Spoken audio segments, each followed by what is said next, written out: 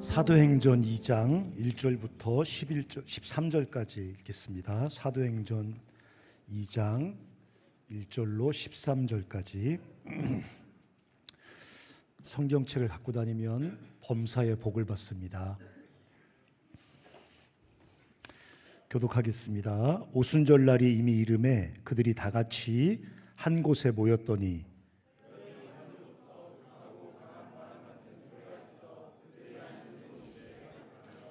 마치 불의 혀처럼 갈라지는 것들이 그들에게 보여 각 사람 위에 하나씩 임하여 있더니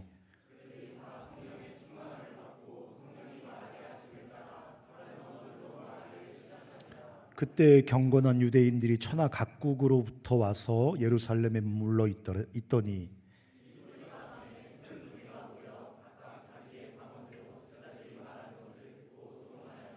다 놀라 신기하게 여겨 이르되 보라, 이 말하는 사람들이 다 갈릴리 사람이 아니냐.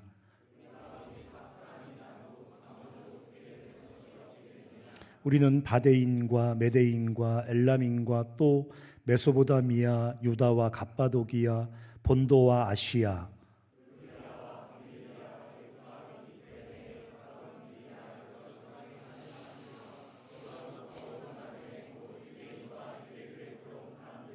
그레데인과 아라비아인들이라 우리가 다 우리의 각 언어로 하나님의 큰 일을 말함을 듣는도다 하고,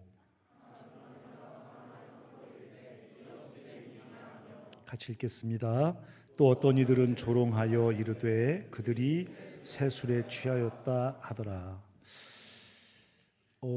이 사도행전 2장은 굉장히 중요한 장입니다.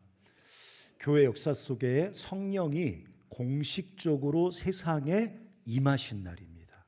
구약 시대에도 하나님의 종들에게 성령이 임하셔서 능력을 주기도 하시고 환상을 보여주기도 하시고 감동을 주기도 하셨습니다. 하지만 그건 특수한 경우였습니다. 특별한 사람에게 일시적으로 하나님께서 그 사람을 쓰시는 동안에만 일시적으로 임하는 현상이었습니다. 사도행전 2장은 뭐냐? 그 성령님께서 공식적으로 이 땅에 오신 사건입니다. 그래서 기독교는 이 사도행전 2장의 이 사건을 굉장히 중요한 사건이라고 믿고 이때부터 비로소 교회가 시작되었다고 봅니다. 오늘 사도행전 2장에 보면 재미난 현상이 나오지 않습니까? 불이 눈에 보이는 불의 형상으로 각 사람 머리 위에 성령이 임하십니다. 급하고 강한 바람이 그 120명이 기도하는 자리에 꽉 막 강하게 불어오면서 또 성령이 임하십니다. 불과 바람은 구약 성경에 성령이 하나님이 도래하는 하나님의 영광 중에 임재하는 가장 대표적인 현상입니다. 구약에 보면 하나님께서 임하실 때 항상 불, 바람, 구름 이런 가시적인 현상을 동반하거든요. 그러니까 지금 이 오순절 다락방에 교회가 기도할 때 성령을 통해서 하나님께서 임하고 계신 것입니다. 근데 3절에 보니까 불의 형상으로 오시는 성령께서 각 사람 위에 하나씩 임했다. 재미난 말을 써놨습니다. 각 사람 위에 하나씩 임했다. 무슨 말입니까? 사람들 안에 성령께서 오셔서 내주하기 시작했다는 것입니다. 그전엔 그럼 안 그랬습니까? 네, 그전엔 안 그랬습니다. 그전에는 주께서 선택하여 부르신 특별한 사람들의 삶을 성령이 사로잡아 하나님께서 쓰시는 기간 동안에 그를 사용하셨지, 이렇게 각 사람에게 하나씩 임했다. 그러니까 모든 사람들, 각 사람의 삶 속에 성령께서 내주하시기 시작한 것은 이때부터인 것입니다. 그리고 2절에 보니까 이렇게 제가 2절에 보니까 3절에 보니까 성경책 안 감고 사람들은 못 찾죠, 그렇죠? 그러니까 방송실에 아무리 귀신 같아도 그때 띄워드리기가 어렵거든요. 그러니까 성경책을 사갖고 갖고 다니면 범사에 복이 있는 겁니다. 이 핸드폰 요놈 자식이 이게 잠깐 보다가 딴 데 보고 다시 보면 꺼져 있잖아요. 핸드폰은 몹쓸 놈입니다. 네, 우리의 시간과 시력을 빼앗는 몹쓸 거예요. 그러니까 꼭 성경책 비싸지도 않습니다. 출판사 망하기 직전입니다. 네, 하나씩 사셔가지고 조그만한 걸 갖고 다니시면 범사의 복을 받습니다. 2절에도 보면 온 집에 가득하대요. 그러니까 성경은 어떤 우리에게 뭘 말해줄 때 의도가 있는 겁니다. 뭐를 말해주고 싶은 겁니까? 각 사람에게 성령이 내주하기 시작했는데 온 집에 가득하다니까 충만하게 내주하시기 시작한 겁니다. 구약 성경의 이스라엘 백성들이 성막과 성전을 짓고 거기에 하나님의 영광이 충만하게 임재하면 벌벌 떨면서 하나님을 찬양했거든요. 이스라엘 백성들이 주님과 거룩한 언약을 맺고 주 앞에 순종을 결단하면서 엎드리면 거기 충만하게 주님의 영광이 임해서 막 다들 벌벌 떨었거든요. 그런 충만한 성령의 오심, 충만한 내주가 이제 사도행전 2장부터는 모든 사람들의 삶에 시작됐다는 겁니다. 성령이 100인데 10,000명에게 나눠주기 위해서 0.01씩 쪼개져서 오신 게 아니라 그 거룩하신 성령께서 모든 예수 그리스도의 사람들 삶 속에 충만하게 내주하기 시작했다는 거예요. 이 얼마나 놀랍습니까? 예수께서 오셔서 몸을 입고 오셔서 이 땅에 한 인간으로서 하나님을 드러낸 것도 놀라운 사건이지만, 그래서 성육신이 놀라운 사건이지만, 더불어 또 하나의 놀라운 사건은 그 하나님이 아예 우리 안에 내주하시기 시작했다는 겁니다. 보세요, 예수님의 성육신은요 시간과 지리의 제한을 받습니다. 예수님은 우리 모두와 육체적으로 함께 할 수가 없습니다. 그렇지만 하나님께서 예수 그리스도를 통해서 보내신 이 성령님은 믿는 모든 우리 안에 충만하게 와서 임재하고 계시다고 오늘 성경은 말하고 있는 것입니다. 근데 성령이 오시니까 터진 이상한 사건이 뭡니까? 방언이 터졌습니다. 요즘 교회 가면 기독교나 한다는 분이 아깝다 깎았다 기도하지 않습니까? 이때 이 사도행전 2장의 방언은 아깝다 깎았다 방언이 아닙니다.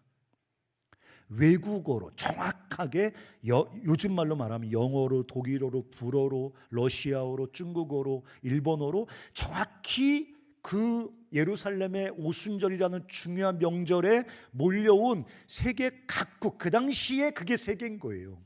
지금 지리적인 상식으로는 여기 모인 사람들이 굉장히 좁은 지역이지만 그 당시 예루살렘 사람들에게는 여기 모여 있는 이 사람들이 세계 각국의 전부입니다.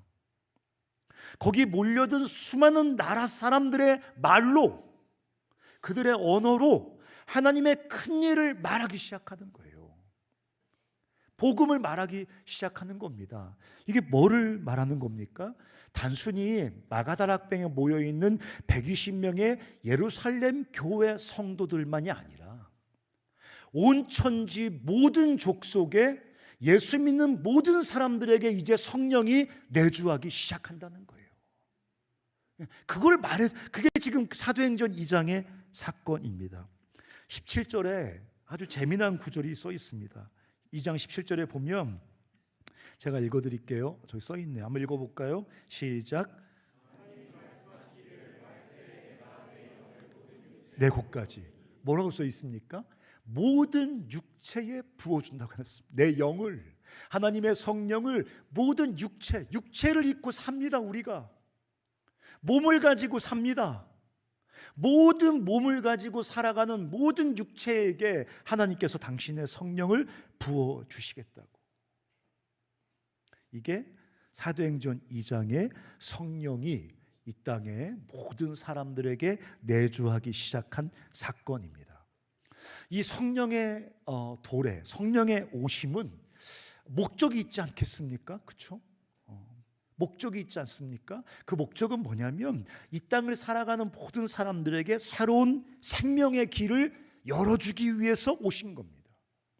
오셔서 예수님 영접한 기독교인들을 천국으로 택배회사 직원처럼 이렇게 옮기기 위해서 오신 게 아닙니다.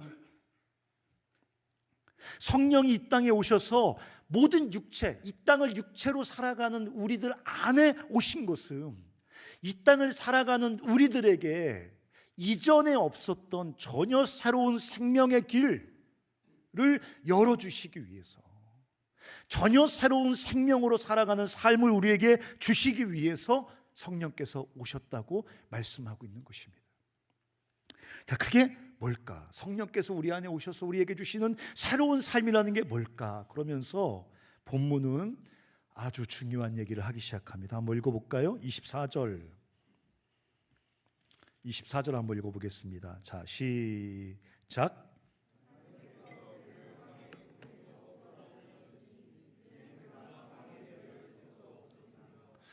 사람들이 막 그 외국어로 얘기하니까 사람들이 막 너무 신기하니까 이 사람들 술 챘다 하면서 조롱하기 시작하거든요. 그러니까 베드로가 일어나서 술 챈 게 아니라 이 오순절 사건은 바로 이런 것이라고 설명하는 설교의 내용입니다. 근데 베드로가 설교하는데 무슨 얘기를 하냐면 예수 그리스도의 부활에 대해서 얘기합니다. 예수가 부활하셨다. 자, 24절 다시 보십시오. 하나님께서 그를 사망의 고통에서 풀어 살리셨다. 사망에 매이지 않도록 그를 사망에서 풀어 살리셨다, 이렇게 말씀하십니다. 예수의 부활을 얘기하시는 거예요. 그러면서 예수의 부활을 얘기하면서 동시에 뭐를 말씀하시냐면 예수가 부활하신 것처럼 너희도, 예수를 믿는 너희도 예수 안에서 부활하게 될 것이다. 사망에 매여 있지 않고 사망에서 예수님을 풀어 다시 살리신 것처럼 하나님께서 예수 그리스도 안에서 믿는 너희들의 삶 속에 부활로 대표되는 전혀 새로운 삶을 주실 거란 얘기를 하고 계신 것입니다. 그래서 여러분 한번 로마서 6장 5절 한번 읽어보겠습니다. 로마서 6장 5절 한번 읽겠습니다. 시작.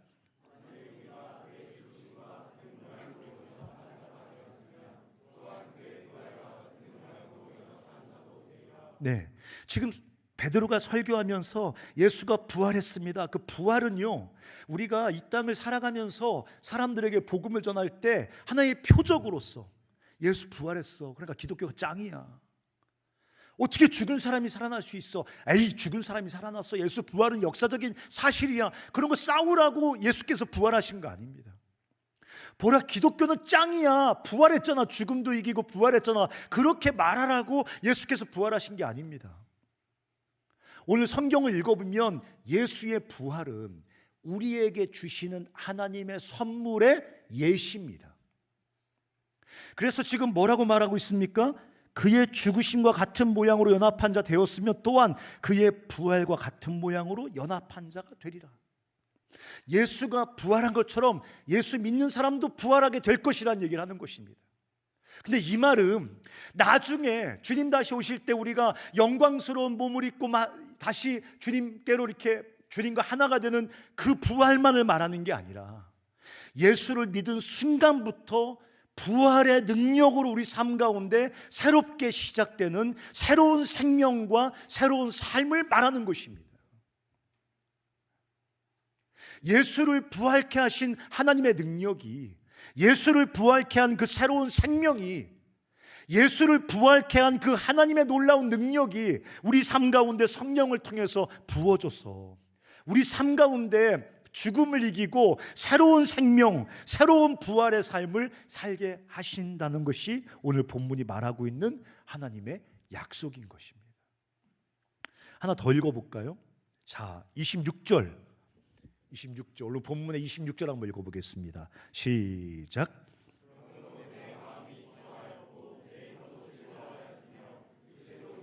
네, 뭐라고 써 있습니까? 육체도 희망에 거하리니. 육체를 입고 살아가는 삶에게 소망을 주신다는 거예요. 예수의 부활이. 어떻게 육체를 입고 살아가는 사람들에게 예수의 부활이 희망이 됩니까? 죽음으로 끝나지 않는다는 거예요. 여기 뭐라고 써 있습니까?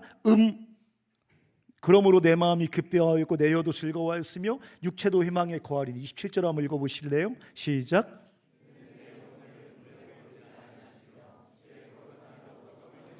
네, 우리가 죽으면 음부에 버려지는 게 아니라는 거예요.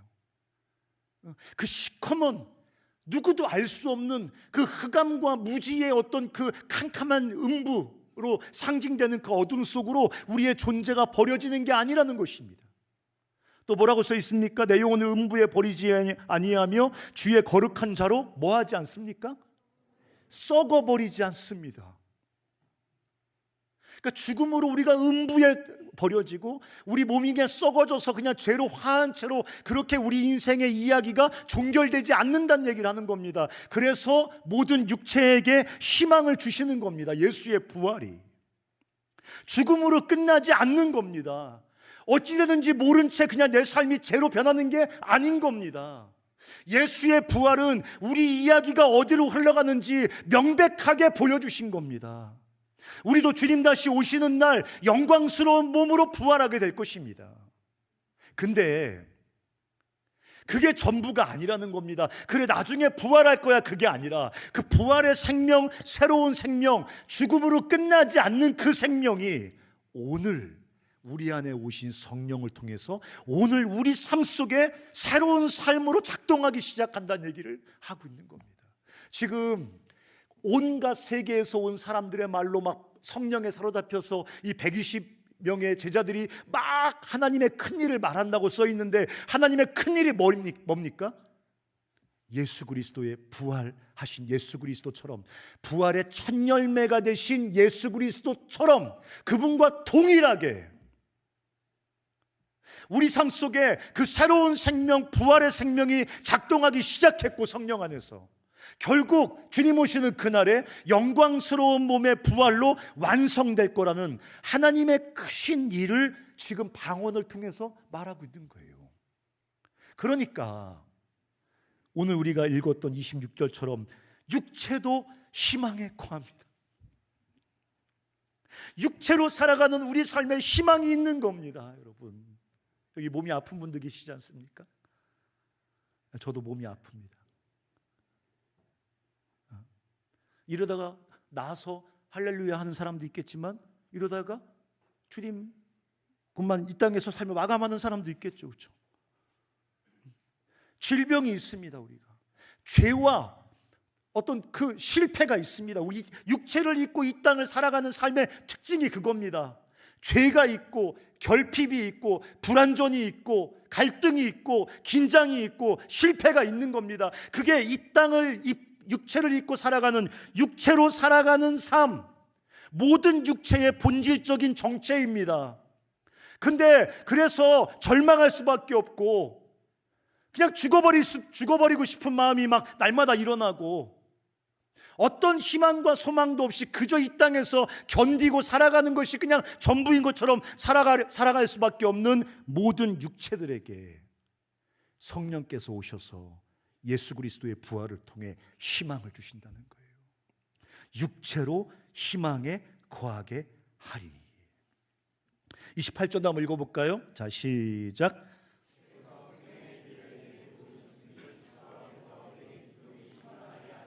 네, 그 여러분 생각해 보세요. 어우, 주님 부활하셨어, 놀랍네. 안 믿기죠, 사실. 그렇죠, 잘.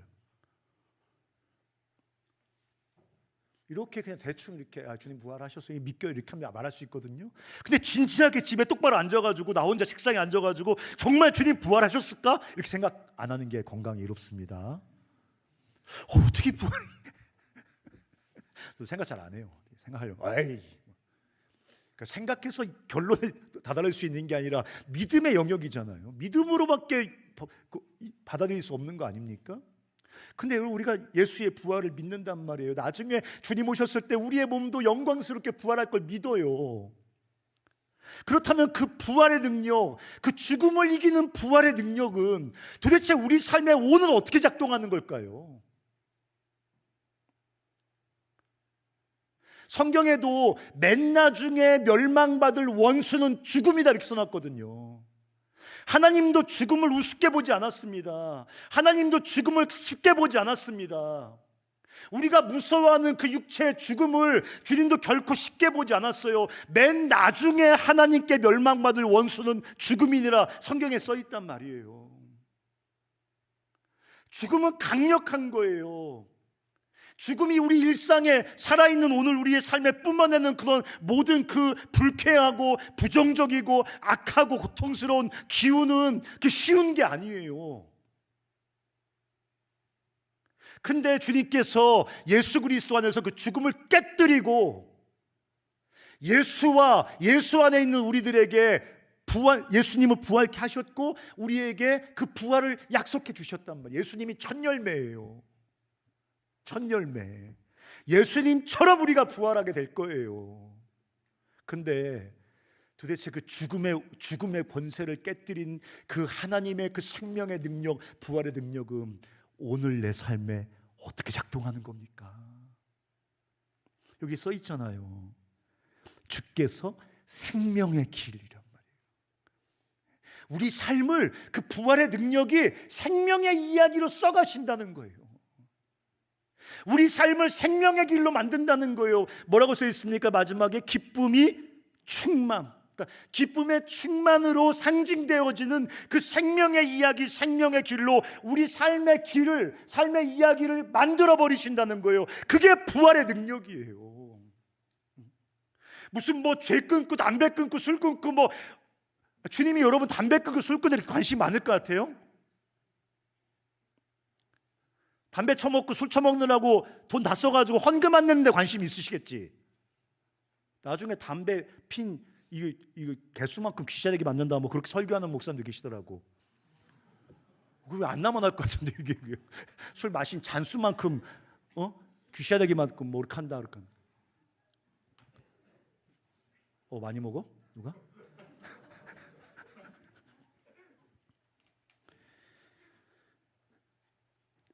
뭐 결핍이 있고 죄 때문에 날마다 씨름하고 무너지고 낙심하고 경제적인 문제 때문에 너무 삶이 불편하고 내가 원했던 계획들이 다 망가지고 무너지고 실패하고 삶이 엉망진창인 것 같고 왜 이렇게 삶이 내 마음대로 안 되지, 왜 이렇게 내가 꿈꾸는 대로 안 가지, 그렇게 생각할 수 있습니다. 그럼에도 불구하고 우리 안에 오신 성령을 통해서 작동하는 부활의 능력이 우리 삶을 생명의 길로 만든다는 거예요.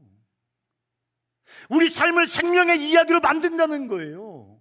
그게 부활의 능력이에요. 그 부활의 능력 다른 게 아니에요. 우리 삶의 이야기를 생명의 이야기로 만드는데 그 성령 안에서 부활의 능력이 작동한다는 것입니다.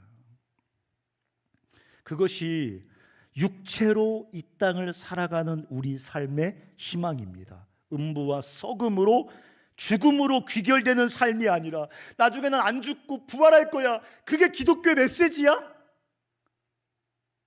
그게 오늘 내 삶에 무슨 의미가 있는지를 알아야 될 거 아니야. 나중에 난 주님 오실 때 뿅하고 일어날 거야. 무덤이 다 열리고 뿅하고 일어날 거야. 그래, 뿅하고 일하는 게 기독교의 복음이야? 지금부터 그 부활의 능력이 작동해서 내 삶을 생명의 이야기, 생명의 길로 만들어 가시다가 그 완성이 뭐냐? 그 완성이 우리 몸의 육체적인 부활인 거예요. 완성이.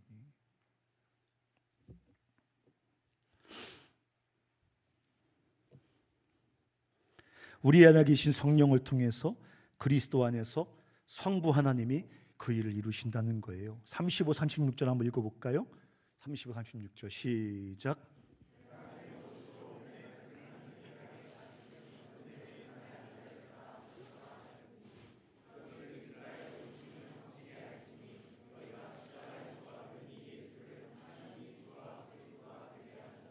내가 내 원수로 내 발등상이 되게 하기까지 너는 내 우편에 앉아있으라. 이 말이 좀 어렵지만 성경에 굉장히 중요한 구절이에요. 네 원수가 어디가 되기까지? 발등상, 발밑에 깔릴 때까지 너는 내 우편에 그러니까 예수 그리스도의 승천에 대해서 우리 시대 기독교는 별 관심이 없습니다. 근데 예수께서 죽으시고 부활하시고 승천하신 게 너무너무 중요한 거예요. 승천하셔서 어디에 계시다고 성경은 말하고 있습니까? 하나님 보좌 우편에서 하나님을 대신하여 세상을 통치하고 있다고 말한단 말이에요. 정확히 알아야 돼요. 사실 나와 함께 계신 분은 예수님이 아니라 성령님이신 거죠. 성령을 통해서 성부 하나님과 성자 하나님이 나와 함께 하시는 건데, 더 정확하게 구분지어 말한다면 성령께서 나와 함께 하시는 것입니다. 여러분 보세요. 성부 하나님께서 계십니다. 그분 우편에 성자, 승천하신 성자 우리 예수님께서 거기서 온 세상을 향한 하나님의 구원의 통치가 완성될 때까지 세상을 통치하고 세상 가운데 역사하고 계신다는 거예요. 누구를 통해서? 우리 안에 내주하시고 세상에 오셔서 내주하시는 성령님을 통해서. 예수 그리스도의 부활, 예수 그리스도의 그 부활의 능력을 통해서 우리 삶이 생명의 길이 되고 생명의 이야기가 되고 결국 영광스러운 하나님의 영상으로 온전히 완성될 때까지 성부 하나님께서 성자 예수님을 통해서 우리 안에 내주하시는 성령 안에서 그 일을 지금 그 일을 하고 계신 거예요. 하고 계신 거예요. 그래서 기독교는 나 자신에 대해서 그리고 세상을 향해서 위대한 선언을 이렇게 할 수 있습니다. 20절, 21절 한번 읽어보겠습니다. 21절. 자, 21절, 21절. 그거 봐요. 못 띄워준다고. 근데 성경책을 피고 있으면 바로 찾을 수 있다고. 아직도 못 띄워주잖아. 5, 4, 3, 2, 1. 이 정도면 반항이죠.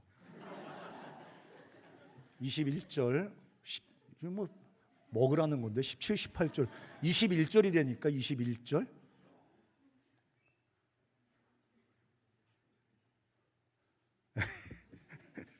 (21절) 읽어보겠습니다. 시작. 여러분 봐요.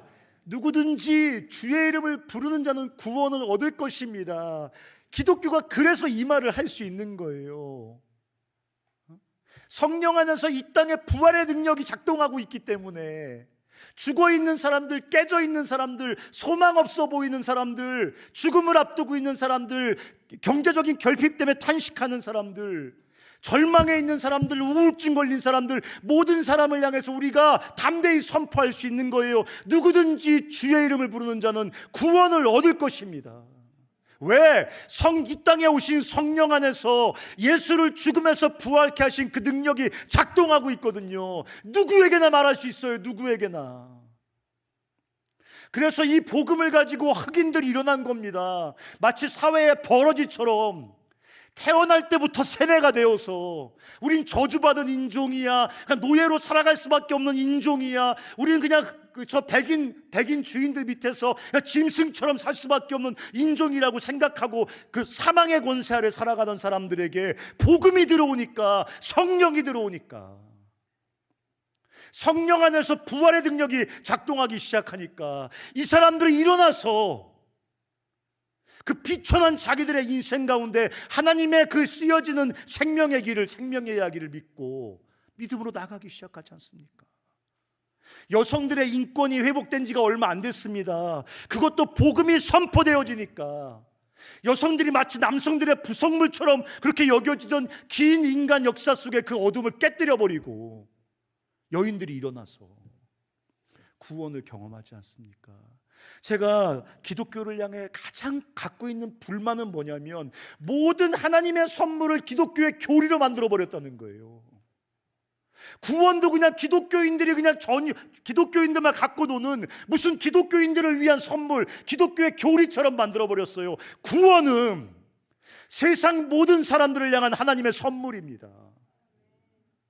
세상 모든 사람들에게 유일한 희망이에요. 희망.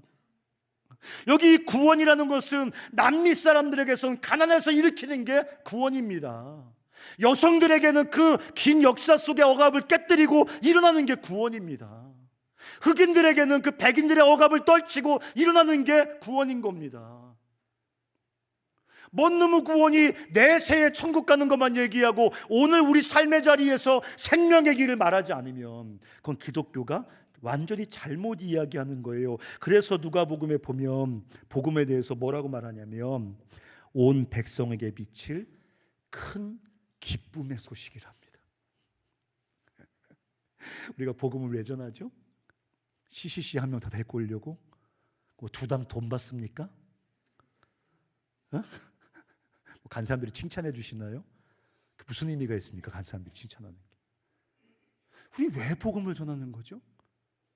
우리 왜 덕포를 전하는 거죠? 아까 충대 애들 가니까 막 덕포 뭐 하던데 왜 덕포를 전하고 복음을 전하는 거죠? 이 복음이 온 세상에게 미칠 큰 기쁨의 소식이에요. 세상은 이 죽음의 권세 아래 잠식되어 가는 세상은 소망이 없어요. 오직 성령을 선물로 받아 그 안에 역사하시는 부활의 능력으로 살아나는 그 복음만이, 그 하나님의 구원만이 온 세상에 미칠 유일한 희망의 소식인 것입니다. 성령은 뭐 기독교인들 방언하라고 오시는 게 아니라 무슨 뭐 기독교인들 무슨 가슴 뜨거워져서 찬양하다 울으라고 오시는 분이 아니라 성령은 사망 안에 절망하고 있는 사람들 안에 오셔서 희망을 일으키시는 영입니다. 성령은 희망의 영이에요. 여러분 한번 읽어볼까요? 17, 18절 한번 읽어보시겠습니다. 17, 18절. 자, 시작.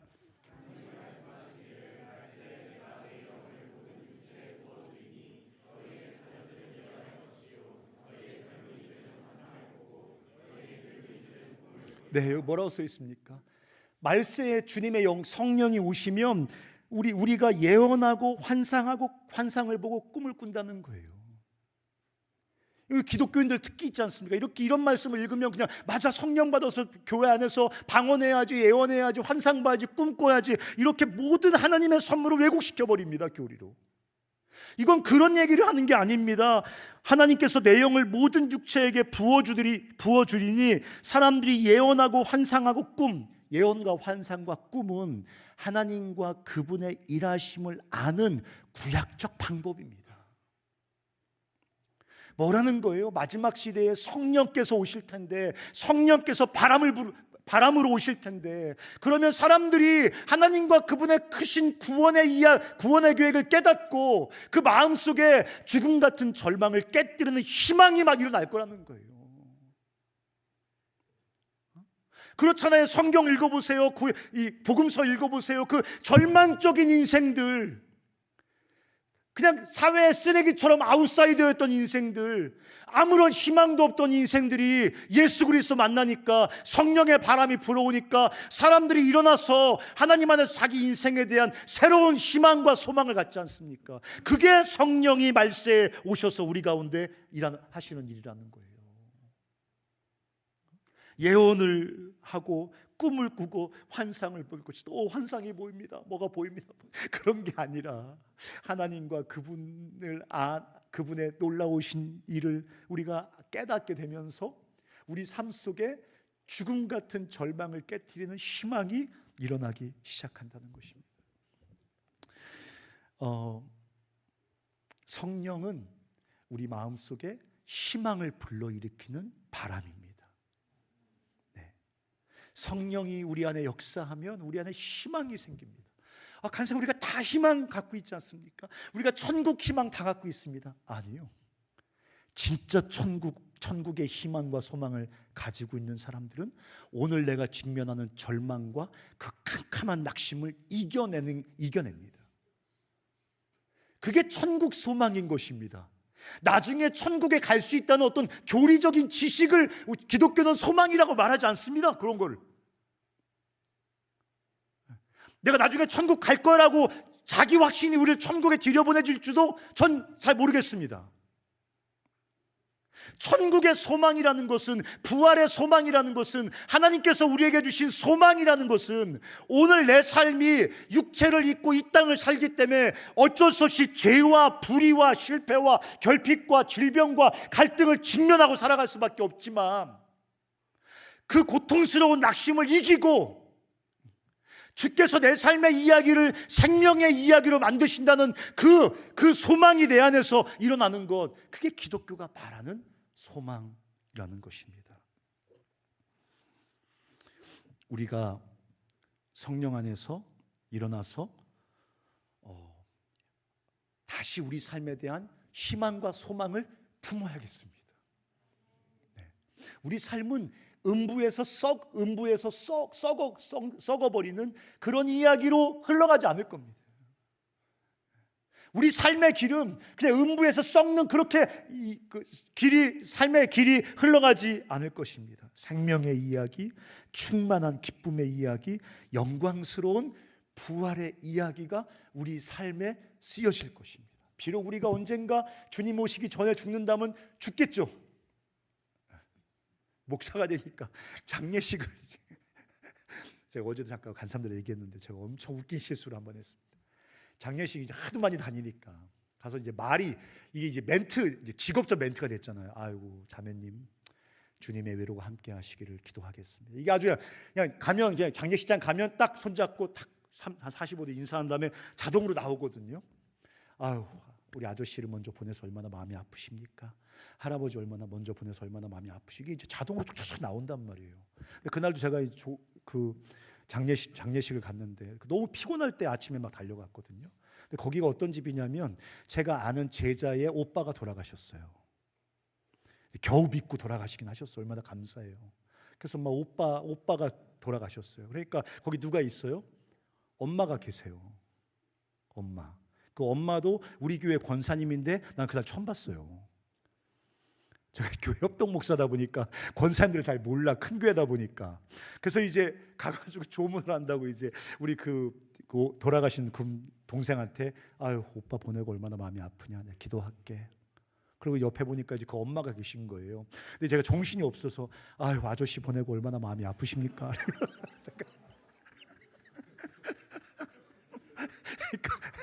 거기 딸이잖아요. 우리 제 제자가 딸이 목사 저를 쿡 찔리면서 목사님 우리 엄마. 근데 그때 정신을 못 차리고 그랬던 기억이 납니다. 불쾌한 죽음도 우리가 지나가야겠죠, 그렇죠? 네. 그런 불쾌한 죽음 같은 작은 죽음의 증상들이 우리 삶에 계속 반복되겠죠, 그렇죠? 그럼에도 불구하고 성령 안에서 우리 안에 시작된 부활의 능력이 우리 삶을 생명의 이야기로 만들어 가신다는 것입니다. 사랑하는 형제자매 여러분, 일어나서 믿음으로 주님 안에서 위대한 희망을 품고 매일매일을 살아가는, 그래서 우리 낙심해 있는 친구들, 절망해 있는 우리 코전이들, 한숨 쉬고 울고 있는 애들, 학교 안 나오던 애들, 술만 처먹는 애들, 이런 애들 어린이집에 얼마나 많아요? 방법이 없어요. 그렇지만 한 가지 길이 있어요. 누구든지 주 예수의 이름을 부르면 구원을 얻습니다. 그 말해주는 거예요. 우리 그냥 주님의 소리가 되는 거예요. 통로가 되는 거예요. 그러면 성령께서 찾아가실 거예요. 그래서 우리가 온 세상에 희망이 되는 그 소식을 전파하고, 또 스스로에게도 성령 안에서 우리 안에 시작된 그 부활의 능력이 우리 삶을 어떻게 만들어 가실지 날마다 믿음으로 기대하며 이 길을 뚜벅뚜벅 걸어갔으면 좋겠습니다. 같이 한번 우리 일어나셔서 찬양하겠습니다. 우리 찬양하기 전에 우리 옆 사람에게 한번 이렇게 말해 볼까요? 너에게는 아름다운 희망이 있습니다. 이렇게 한번 얘기해 보시죠. 우리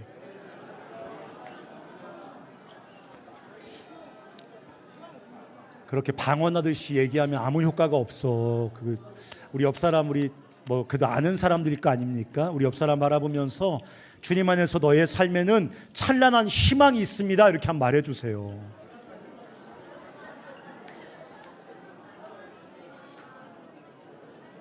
또 이렇게 얘기해 주세요. 낙심하지 말자.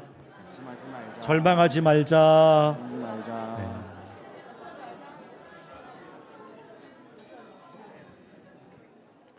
저처럼 자주 실패하고 넘어진다고 낙심하지 마요. 우리의 희망은 우리의 성공에 달려있는 게 아니에요.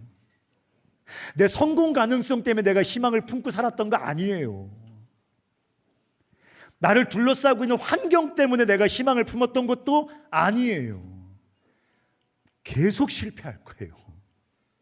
자주 넘어지고 부끄러운 패배를 경험할 거예요. 때로는 환경이 무덤처럼 고통스러운 환경을 만나기도 할 거예요. 그럼에도 불구하고 그런 육체 안에 살아가는 우리 삶에 부활의 능력으로 생명의 이야기를 써가실 우리가 그 주님께 기대어 우리 삶의 찬란한 희망을 붙잡고 우리 주변에 낙심하고 있는 친구들에게 가서 이 온 세상에 비치는 희망의 소식을 전파하는 우리가 되기를 결단하면서 우리 제가 좋아하는 찬양